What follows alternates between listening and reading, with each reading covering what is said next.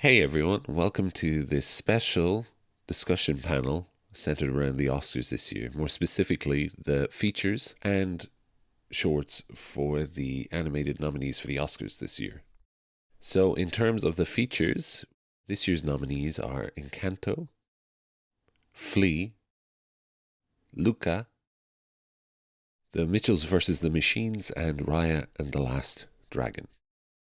And over on the short side of things, we're looking at Affairs of the Art, Bestia, Box Ballet, Robin, and The Windshield Wiper. So there's plenty to talk about here. Let's meet the panel. Why don't you guys introduce yourselves? I'm the publisher and editor of Cartoon Brew, so I assume that's all that needs to be said. Except for your name. Oh, Amid, yeah. Yeah. I'm Courtney Howard. I'm a freelance film critic and entertainment journalist, and I live in Burbank, California. I write for Variety. I've also published pieces on IndieWire and FreshFiction.tv, and that's me. Yeah, I'm also a freelance critic and journalist. I write for a bunch of places like IndieWire, the LA Times, the New York Times, and Cartoon Brew. Last year, Soul kind of took home the best animated feature. It's a very abstract in parts. It was a very different animated feature in my head. How do you feel that Soul's success has influenced this year's selection? Yeah, I think, we like to say that the animation category, they choose films that are for children, but they really don't. If you look at the nominees over the previous years, there's always been films like Soul in contention. We've had, just in recent years, we've had films like Anomalisa and The Red Turtle and the really amazing I Lost My Body. Those are films that also looked internally in many ways, and they were much more sophisticated than what we would expect of the category. So I don't know if Soul was necessarily, and I would love to hear what others think about this. I don't think necessarily Soul was an outlier. I think it was definitely a mature film for Pixar, but it was not something that was completely out of place in the animated feature category. It's hard for me to think of the sort of front runner Pixar film as the outlier, or as sort of like I feel like, to me, it's not so much that it impacts the category because of its subject matter. It just sort of, to me, just sort of confirms the sort of stronghold that Pixar and Disney have in the category. And I realize that saying this when I'm wearing a Luca t-shirt, but I just feel like, I don't know if voters in general who are not from the animation branch were really thinking that much about how different this film is. And I think it's more about like, these are the brands that we already know, and this is what is going to succeed based on how they tend to vote usually. I sort of feel like, piggybacking off of what Carlos said a little bit, like Disney does have this stronghold in the category, but even within terms of their films that have won in the past, or even past Academy Award winners in general, like you look at Toy Story 4, which is more than just a story about toys escaping, their owner and the house they're in. And you look at stuff like Coco and Zootopia, which touch on many different levels, touch audiences on many different levels, and Into the Spider-Verse that had this crossover effect with everybody and really was about more and represented more, and it was just such a beautiful film. So I feel like Soul, I don't know that it's really an outlier, but it does have more abstract parts to it than normal, but then also Inside Out did too. So, and that had a broad appeal to sort of all ages audiences. And I think Soul did to a certain effect too. Like, I think some children may have been a little lost with some of the concepts, but younger than maybe 8 or so, at least from the parents I've talked to about it. But I'm not sure that it's outlier, but I think it sort of falls within the Disney brand of being much more than just the superficial story. What, did you feel it was an outlier, or the way you framed that question? I'm curious if you had a perspective on it that that is different from ours, or if it's similar. No, I was just trying to get your brains going at the start. That was the reason why. It's like starting the engine, basically. Specifically with the shorts as well, because I'd like to ask a similar question in that, because like, if Anything Happens, I Love You won last year, which is essentially an issue film, and in this case we've got school shootings in this case, but the selection this year seems much more introverted. Do you feel last year's choices affect this year's nominees in total? Because I know we focused on Soul there, it was just a kind of prompt, but I'm just curious in general, across both the shorts and the features, as to like what you think influences the choice. Obviously, it depends on what's been released. That's a big part of it. It's hard for me to think about, when a film is being distributed or released with a huge campaign.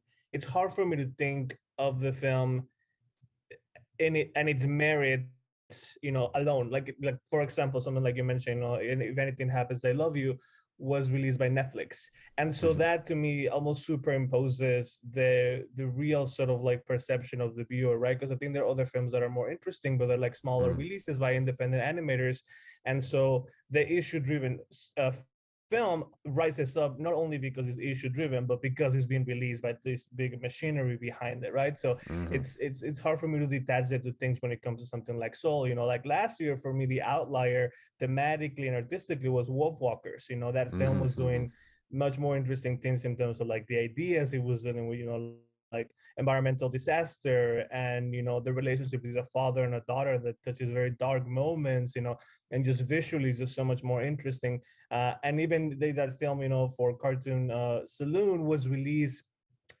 between G-Kids and Apple, even with the machine behind it, that's a bigger machinery than usually G-Kids on their own, was still unable to sort of break through to defeat the bigger machine, that is Pixar and Disney. So when something like the short film that you mentioned, the winner in last year's race, I don't know if that film, I guess what I'm trying to say is like, I don't know if that film without the Netflix release would have had the same success just by being issue driven. I don't think that's the case. I think it's really difficult to divorce the studios from the content in the animation category. And I'm not sure if Carlos and Courtney, you probably cover the Oscars more thoroughly, other categories than just animation. I just focus on animation because that's what I have to do. But I'm curious if this idea is also present in the other categories. Is there such a huge studio influence that it almost overwhelms the content of it? Or is this an animation specific issue? I really don't know. It's across the board. I will say it just impacts the actors that get seen, who has the machine behind it, like is, an issue-driven film in the documentary category that's been released by a tiny distributor gonna get the same attention that the Netflix release? No, the same with actors. I feel like it is, like you said, impossible to divorce the two things. And at what point, that's why to me is more interesting with something like Vestia gets in, right? Without the machinery, that to me almost feels like more on its own merit, that people watch the film and really it resonated with them, and because they did not have a machine at all other than publicists in Los Angeles. So that to me that's when you could really observe the impact of the issue, when there's not so much of a infrastructure behind pushing the film. Yeah, I agree with what Carlos said. Like when you have a giant distributor sort of pushing this campaign and sort of, monetizing the campaign and sort of pushing the films in front of either the critics and the voters, and constantly, like whether it's billboard, like we're in LA, so there's billboards for movies everywhere. Like that's our industry. So there's billboards for everything. So like Disney and Netflix will be going up against each other, and it's sort of how can anybody else sort of rise above, even if artistic merit is there, even if their stories are great. Like it's sort of hard, I'm sure, for the filmmakers to feel like, oh, how are we going to like overcome the Disney machine or the Netflix machine, since they're the ones who are getting their talent and films in front of the voters. So not pushy is not the right word, but so, passionately, I guess. And, taking out ads and trades and all that stuff, like for months on end, and doing Q&As and all this stuff. Like some of the small distributors just can't afford that. So, someone like Carlos does all these great Q&As and moderates all these great Q&As for some of the, smaller distributors, and really gets the films in front of the voters. So I commend Carlos for that work. Thank you, Courtney. That's what I will say, that this year's, I was very shocked and impressed with the shorts nominees, because I was really, I'm jaded now. So I expected, This Is Us, the Pixar film, to be nominated, or even the one that I like the most, actually, the Disney one, Far From the Tree, which I think, between the two Disney ones, I think was the better choice. That one didn't even get nominated. So I was just very impressed and shocked with the fact that they chose such a kind of like very adult films, with the exception of Netflix's and Artman's Robin, which is sort of like the de facto front runner, just by the fact that it's a stop motion children animation film by a known studio with a big distributor. But other than that, the other four, I think, are just, that to me is more testament of like people actually considering the craft and the art of the stories of the shorts. It was a pleasant surprise this year, the shorts. It's maybe not the films that I would have chosen, but you can't complain. I mean, there's not a lot of times you can go like, how did these make it over these other ones? But these are actually solid films across the board, and it's very understandable why they would be nominated.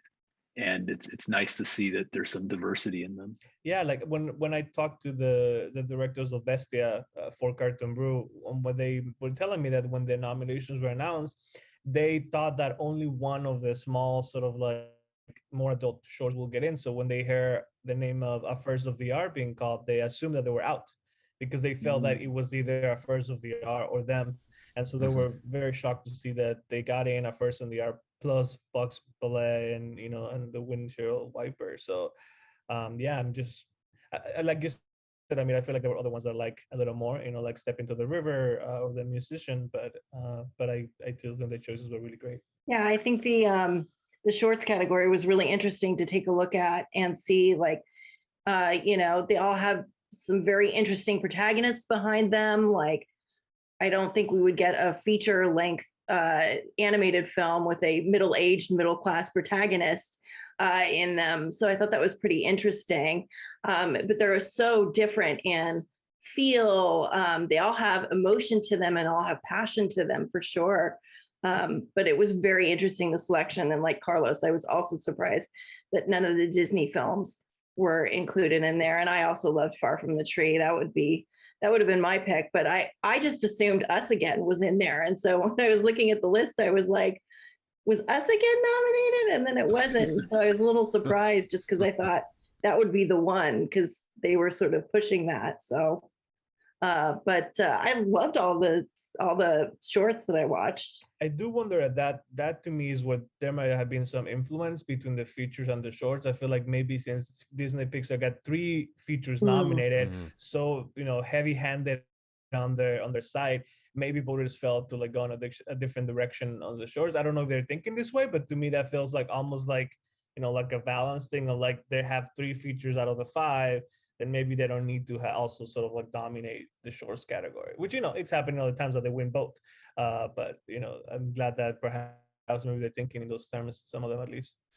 I like the shorts a lot. They're very, very diverse, to be fair. Something like Bestia, I wasn't expecting to see in there. When I sat down and I watched it, like I was totally blown away, because it's so brave in how it shows things. Like, it's not afraid to reveal really, really dark stories across humanity, which of course animation does really, really well. Like we talked about the idea that Disney obviously has a lot, under the Disney umbrella. Disney and Pixar have a lot of nominations then in the features category, and then the shorts, it seems so much more independently driven than, like you said, the only kind of studio voice really there is Robin, through Aardman. Let's talk a bit about the shorts then for a second, because the strength of voices coming across from people who have more time to work in these shorts through the pandemic and everything like that. Do you think then that like the shorts category this year is so competitive just because like of how we fell in toward the end of the pandemic, or have these films kind of been churning along for a long time? Yeah, I don't know if that. I feel like for a lot of them, it might have been not. It might have been like it might cause delays rather than help them, with time. Like for example, the guys from Bestia, they mentioned that their studio, had to be closed for a while, and so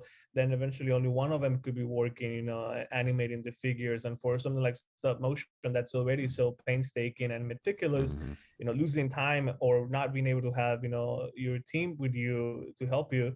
I feel like that probably delayed them, and I think what was happening in Chile also almost at the same time. So I don't know if for all of them, maybe for animators that maybe work more independently or not, and that are able to sort of do it not physically. Stop motion might be something, but for others, I feel like maybe the virtual space and the fact that you don't have to go anywhere and could send work through online, maybe that also helped. Well, and Affairs of the Art, I think Joanna Quinn has been working on that for long before the pandemic started. Yeah. So I think she just got unlucky with having to release it during the pandemic, but I don't think it was necessarily impacted by the pandemic. Yeah, it's sort of hard to say like how each of these seems so dissimilar in how they're created and how they're like how the ideas come along, how they gestated, I'm sure how they're produced. It seems so different from one another. It's kind of hard to say how, besides Carlos and mentioning the delays, like how the pandemic sort of impacted them getting them out there and getting them seen and accessible to audiences. Like I've seen ads for Affairs of the Art on my Instagram stories, like for the past like month. And I was like, what is this? And when I finally watched it, I was like, now I get this ad. It keeps popping up for me.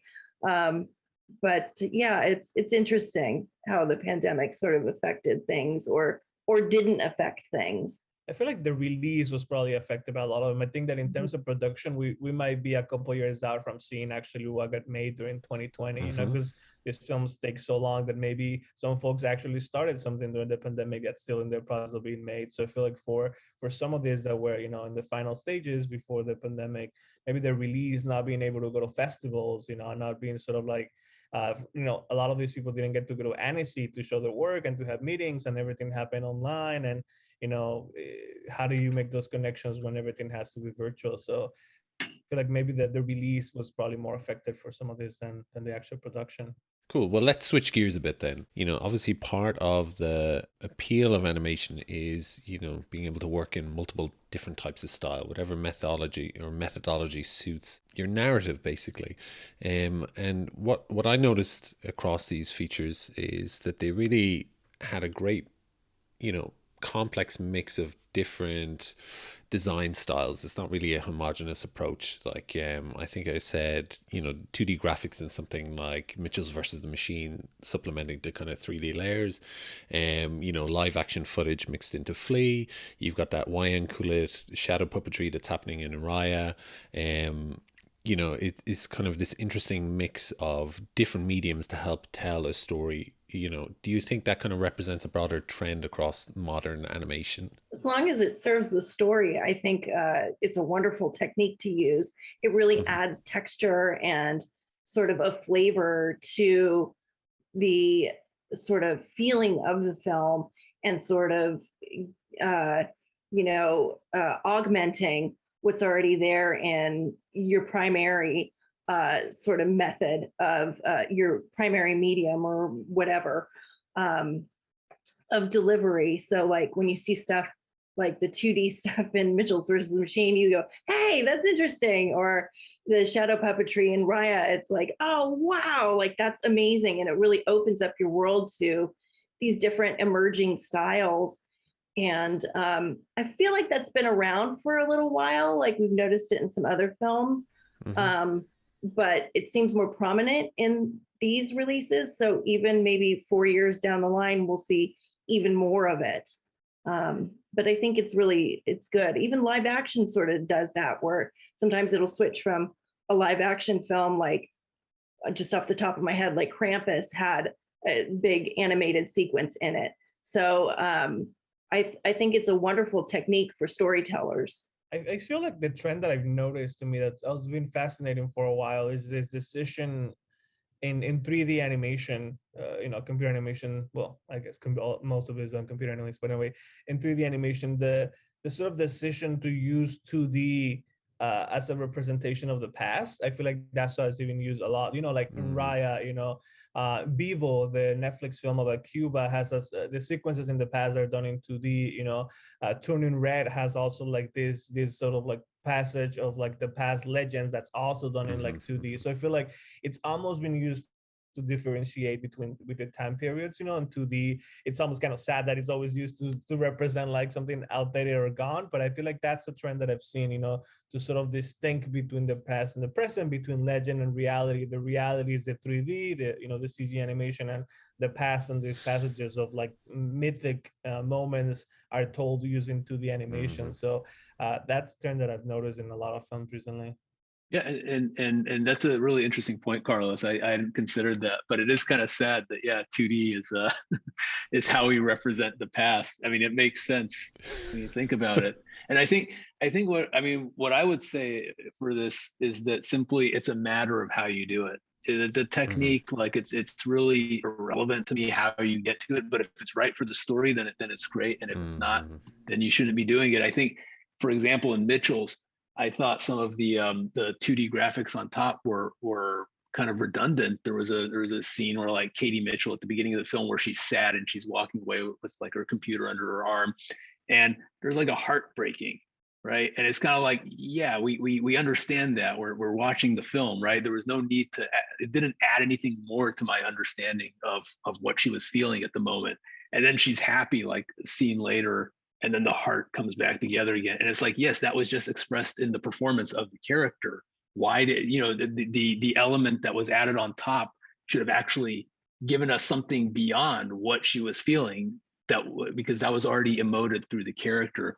Conversely, in Flea, I'm always very skeptical of mixing live action kind of footage with animation, but the film did it so elegantly. I think one of the most, and this is going to be a spoiler here, but one of the most elegant moments of that film was at the very last shot where they finally come together, and there's an animated version of them going down into the garden, looking out over the river, the view of their house, and then it cuts to that same shot. They're not in frame anymore, to the live action shot of that of the scenery, and it's almost tear-inducing. Like it is such a powerful cut, and you can't tell me that live action was not the right choice there. It's a matter of how you use it, not whether you're using it or not, and there's no reason to force it into the storytelling if it's not necessary.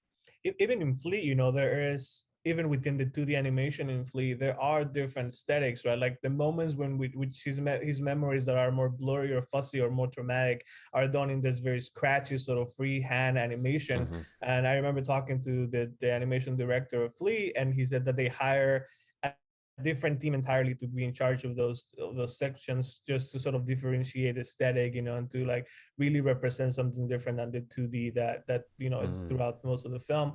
Or I'm thinking of Over the Moon.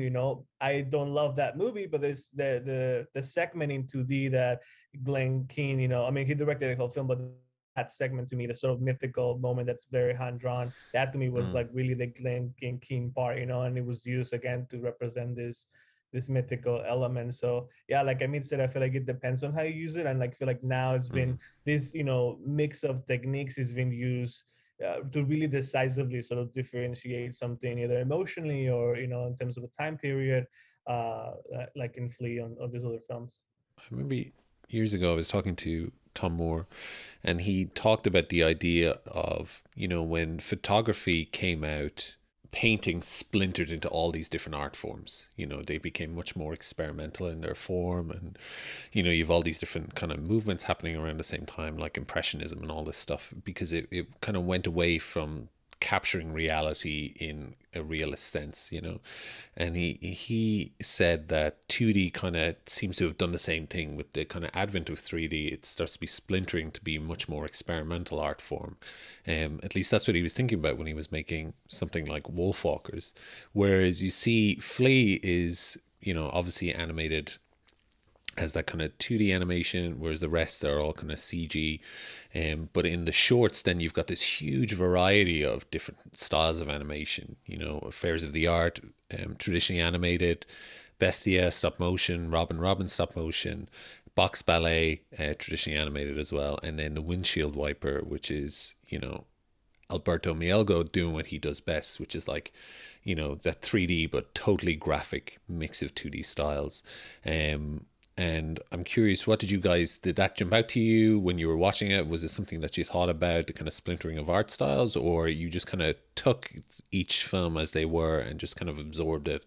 Or were you aware of the art style while watching it at the same time? I've had the good fortune of being on a lot of juries over the years for animated films. And one thing I can say is that if you're at a festival and you're watching 50, 60 animated shorts at the festival, you're going to always see this diversity of styles. Animation is such an incredibly diverse art form. I think where it's not diverse is in the industry. It's there's thankfully a movement to make it more diverse in the industry, but you know, the industry creates a graphic product that people are familiar with. And but the diversity that you speak of exists, and it's always existed. It's just not always evident outside of short films. So what we're seeing is really wonderful in these nominees, is that we're starting to see that kind of diversity from the independent world seep into the commercial world. And we're also seeing it all over. I think, you know, when you have streamers like Netflix having to put out 30 animated series a year, it's no longer like Cartoon Network or Nickelodeon putting out 2 or 3 series a year where they have to stay on brand. Netflix is just like, we got to put out 30 things. They better be different, otherwise they're not going to gain attention. So commercially, you're starting to see more diversity simply as the consequence of the demand for content.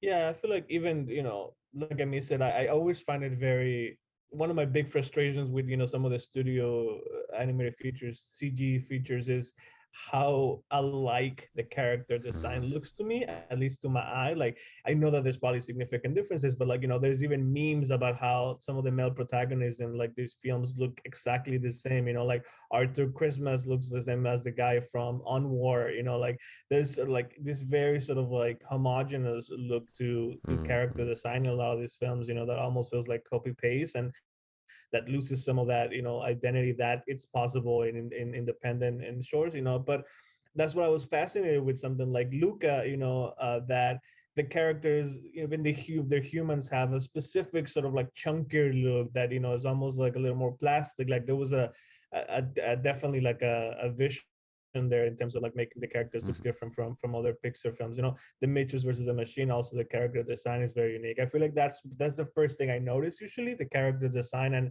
how are these people, you know, those artists depicting the human body and faces and whatnot. And I think that that's definitely something that you notice more in independent animation. But now with like when Amid said, you know, these techniques bleeding into, or people being allowed to try these techniques in studio features, you know, we see a little bit more of that.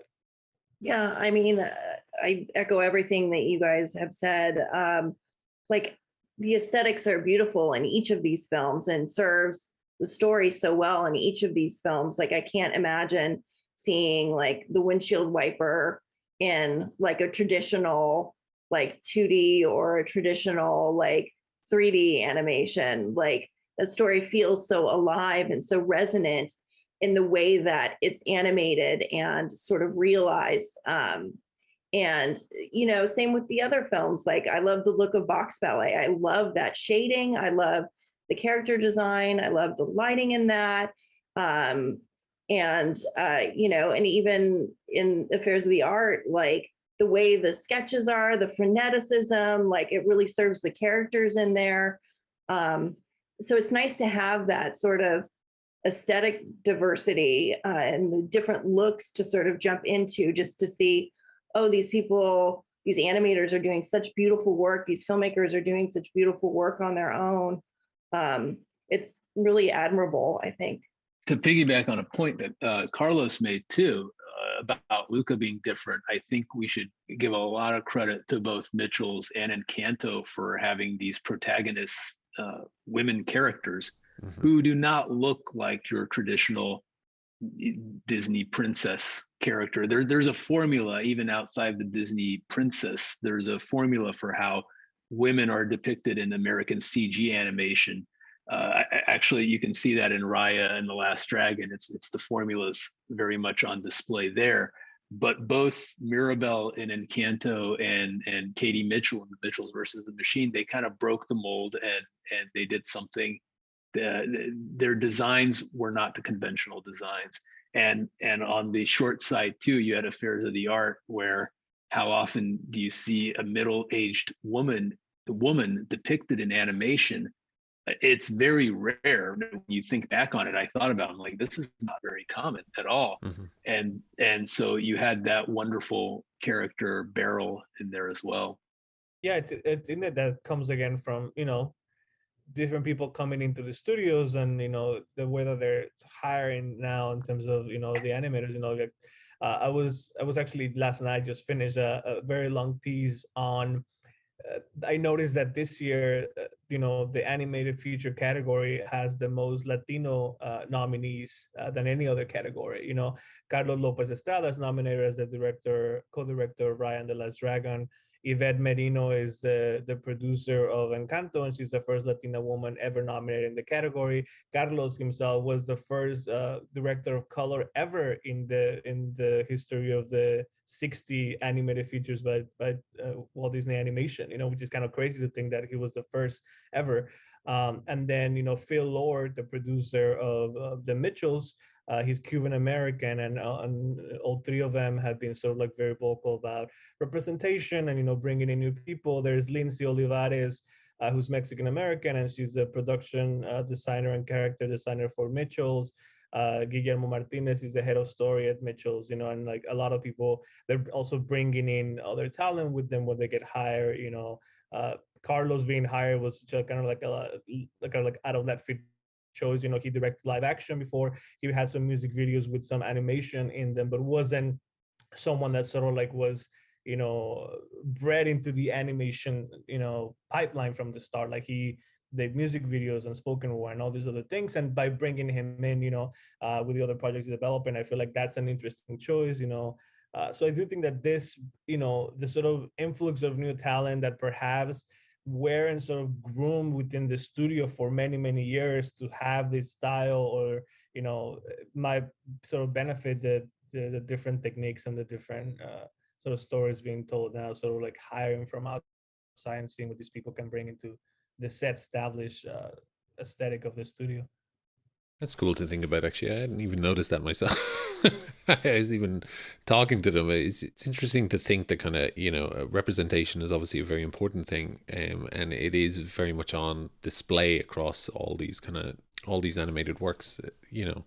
Obviously in the short side, you've got something like Bestia, which shows the Chilean military dictatorship of that time, which is kind of really, really interesting. But yet he chose to make that kind of porcelain doll. It's a very unique look and a very, very specific choice. I understand that. It's really, really interesting.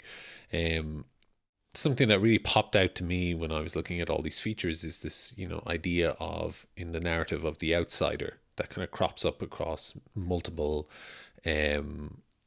features, like whether it's a non-magical girl and a magical family, literally a refugee, and then within that refugee is struggle with homosexuality. You've got things like Raya, a girl without a people. You've got Katie, who's very much an outsider within her own kind of sphere. Is that something that popped out to you guys as well? Was it something you were thinking about, or? mean, maybe as an offshoot, Mhm. Outlier, I mean, all these characters are searching for their greater purpose and Mhm. the world. And um, there's a lot, it also sort of ties in with maybe a greater theme of like family or finding the people who are going to support you. That's sort of what I noticed, sort of as an offshoot of the Outlier, or maybe, Mhm. I don't know, maybe as a, I don't know, subdivision, I guess. Yeah, to me, the most significant of them, not to say that the others are not, because, but I do feel like, like in most movies, you need a hero that's after something. So that didn't sort of like jump at me right away, but I do think that is significant in the sense that something like Flea, right, for a Mhm. country like Denmark, to select this movie to represent it, and besides animation, to be the country selection for the international award. That's such a, it's very political in the sense that this country is choosing a film that's representing it at the Oscars in front of the world, and to Mhm. make that choice not only an animated documentary, but to make it about a refugee from Afghanistan. That to me is more significant in terms of like the journeys of these characters. That what does Mhm. that mean, in terms of like who is given the spotlight in these stories, especially when it's a real story. When the refugee crisis continues in Europe and has increase with the recent events in Ukraine and whatnot. So I feel like that to me is the most sort of significant in terms of like the Mhm. outsider, just because of what it represents politically and sort of like in a broader sense, of like highlighting someone like that in a human way, which is like, because we often see documentaries about refugees that are not really about them as people, but about the situation, observing them and Mhm. like, look at this misery and this horror, but you don't really get to see their stories and know their journey. And so like hearing this story from the person himself, and sort of like how that translated into animation, like really, animation really provided a way for his stories to be materialized in a way that feels almost more truthful than live action, right? Casting Mhm. someone to play him, to me would have felt false. So I do think that in that sense, that choice for Denmark and Flea is very significant. I love that Flea has this crossover too between like, we were, when talking about Lafka nominees, like we were like, this could be best documentary, and this could be in best editing, and so it's not just relegated to one category. Like it can be all things. Like Mhm. that seems, you know, mind blowing, and I'm sure other animated features have been able to cross category too, but that one in particular felt really resonant and meaningful in that way. Yeah, I mean, and it also speaks to like, what animation can do, reminding people, for the millionth time that animation is not only for children, that animation can be all these other things. It is fascinating to think that, the documentary of Ryan watched that movie and they decided it was the best documentary. And then the folks in the international committee, saw all these movies that were all live action, and then, they connected with this animated documentary. So that to me, I always felt confident that that the animation will come true, but I was more impressed by the other sort of branches to also connect with it and like see it, not as the random animated film, but just taking it as a work of art, that happens to be told in animation, because that's what the filmmakers chose to use to tell the story. Well, one thing that I'm curious about then is what your predictions are, what you think will win and what you think should win. I'm so bad at making predictions, so I will qualify that. Hmm. I would sort of think that will win, should win. So I feel like Flea should win. And I think it has the power to win. So I don't want to discount it from will win, or sort of make it any less than.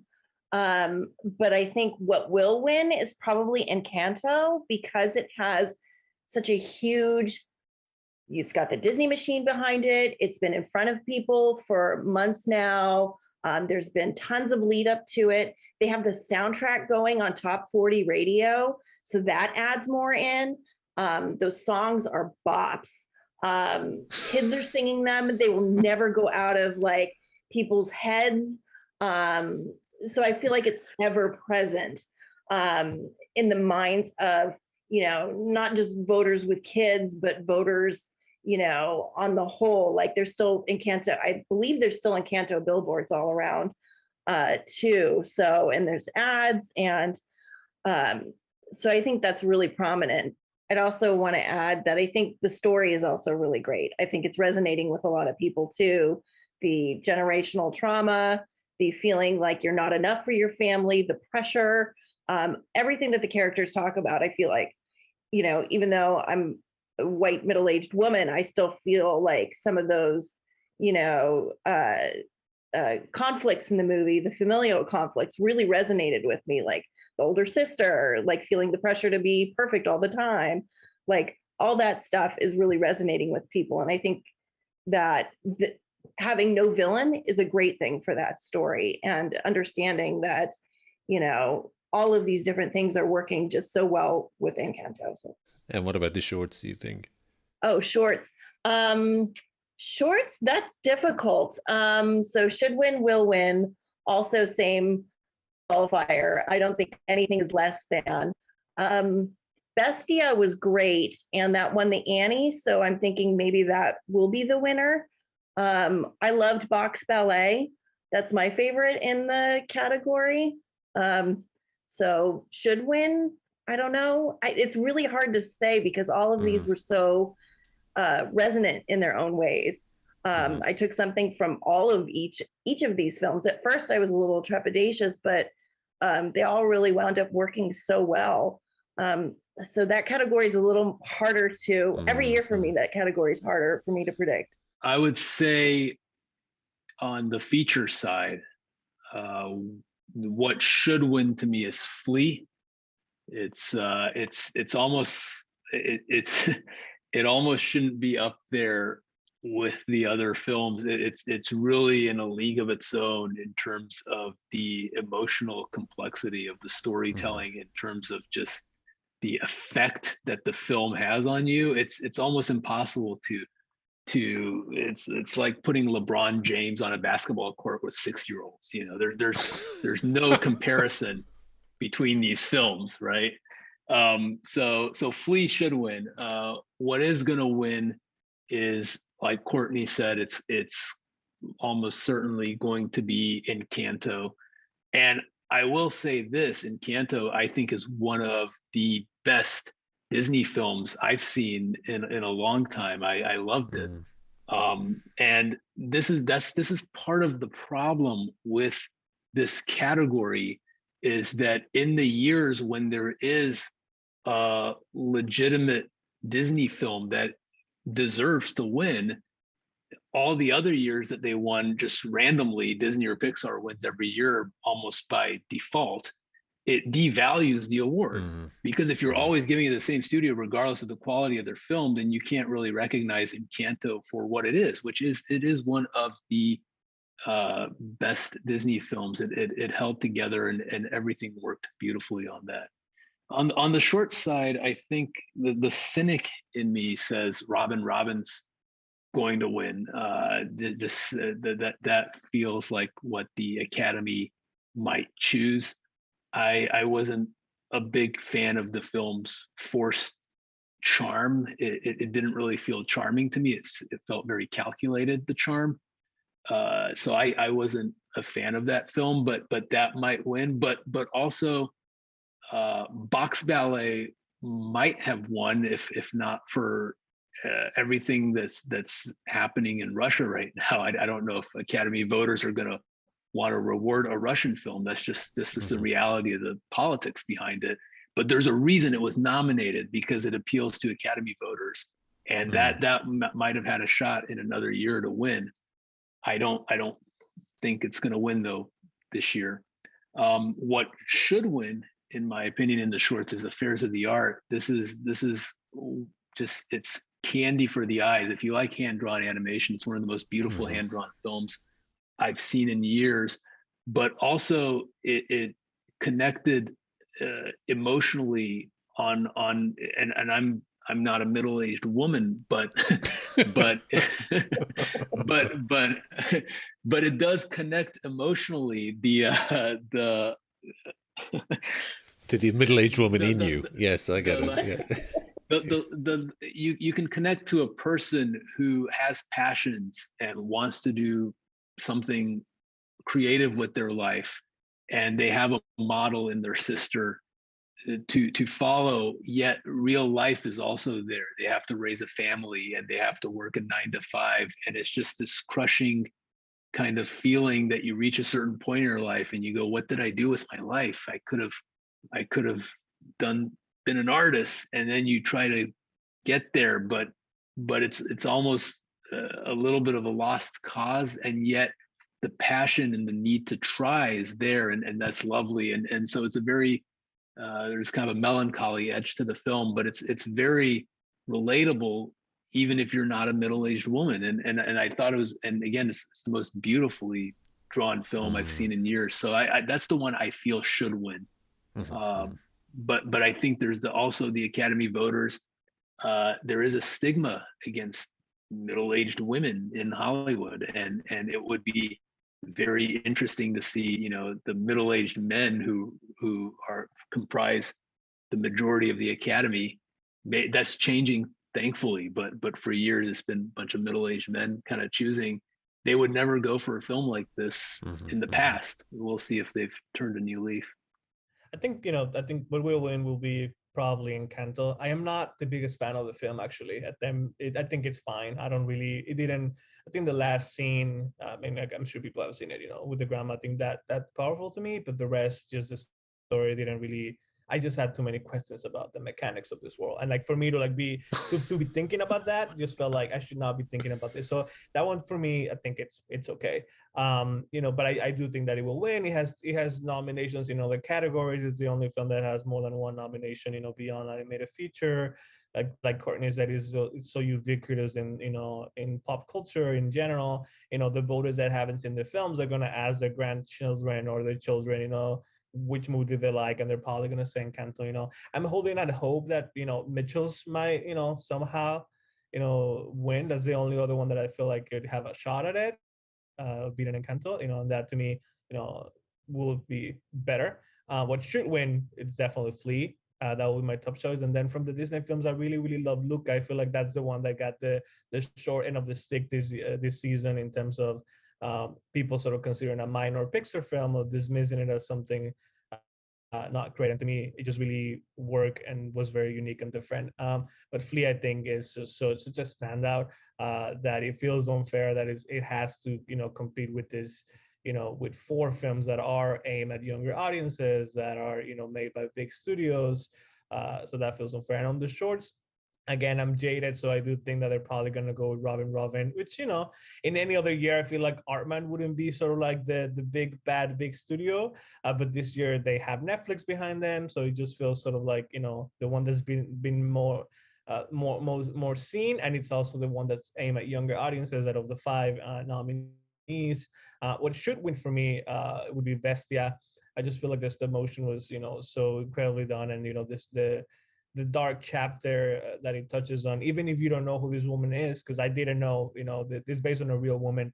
I didn't know who she was before watching. I understood the context of what she was doing, and just the portrait of such a woman that can, commit such horrible crimes, done in stop motion in a character that looks like a porcelain doll, was just so fascinating to me.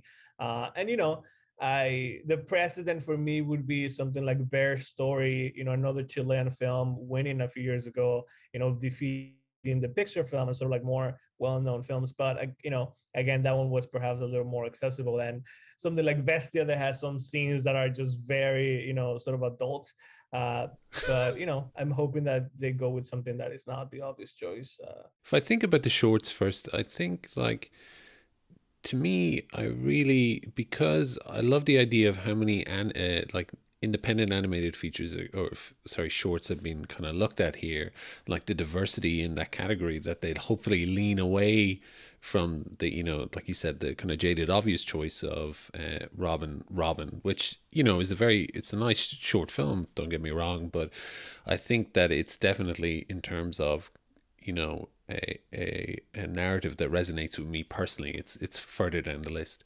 And I really liked Bestia. I think when I first saw it, it kind of just shocked me the whole way through, like step by step. And you're trying to watch something, you're trying to figure it out at the same time, understand it, all these choices. But the more I watched, the more I was just kind of drawn in. I forgot that I was looking at an animated thing. My analysis brain was trying to like dig through.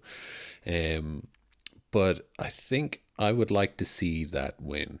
But I'm also caught between that and the windshield wiper, because I think that's a really true and honest reflection uh, of the simple question, what is love? I find that a really, really poignant um, exploration of all the sides of people's experiences with love in both the modern age and um, back through the years. I found it so fascinating, especially the scene where they're both just sitting by the beach and not saying anything.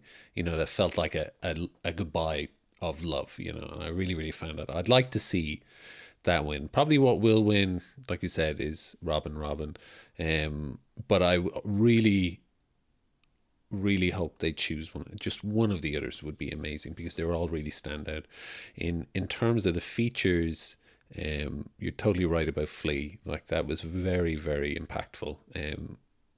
And like you said, at the end when they switched that shot to being the live action, suddenly you're reminded, like, oh, this is real. You know what I mean? This is someone's actual story. The distance is closed. You're right there with them again. I found that so powerful.